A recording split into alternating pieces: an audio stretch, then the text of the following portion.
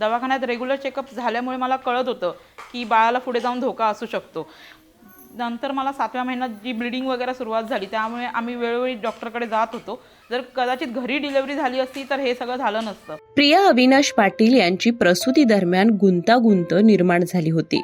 आई आणि बाळ दोघांच्याही जीवाला धोका निर्माण झाला होता. गावातील अंगणवाडी सेविका गीता पाटील यांनी केलेल्या जनजागृतीमुळे त्यांनी संस्थात्मक प्रसूतीचा निर्णय घेतला होता. या निर्णयामुळे त्यांचे चिमुकले बाळ आज त्यांच्या अंगाखांद्यावर आनंदाने हसत खेळत बागडत आहे. संस्थात्मक प्रसूतीसाठी महिला बाल कल्याण विभागामार्फत विविध योजना राबवल्या जात आहेत. तसेच ग्रामीण भागामध्ये शासकीय दवाखान्यांमध्ये सुद्धा आता सुविधा उपलब्ध होत आहेत. संस्थात्मक प्रसूती करण्यासाठी गरोदर महिलांसोबतच त्यांच्या कुटुंबियांचं समुपदेशनही केलं जातं.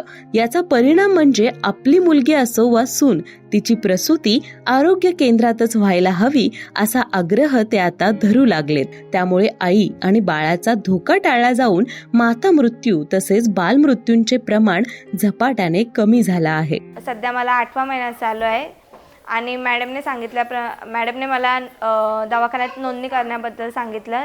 अंगणवाडी ताईंनी मला सांगितल्याप्रमाणे मी माझी डिलिव्हरी दवाखान्यातच करेन, त्याच्यामुळं मी आणि माझे बाळ सुरक्षित राहील. शासकीय दवाखान्यात अधिकाधिक प्रसूती नॉर्मल व्हाव्यात यासाठी प्रयत्न केले जातात. त्यासाठी आवश्यक सोयी सुविधा पूर्णपणे मोफत दिल्या जातात. आपल्याकडून सगळे त्यांचे रक्ताच्या तपासणी पूर्ण मोफत होतात. पुन्हा एक सोनोग्राफी आपल्याकडून मोफत होते आणि दर महिन्याच्या 9 तारखेला आपल्याकडे गरोदर माताचे आपल्याकडे स्त्री रोग तज्ज्ञ येतात, त्यांच्याकडून तपासण्या केल्या जातात. संस्थात्मक प्रसूतीच्या आग्रहामुळे गर्भधारणेपासून बाळाच्या जन्मापर्यंत आणि त्यानंतरही माता आणि बालकाच्या सुरक्षिततेची हमी मिळाली आहे.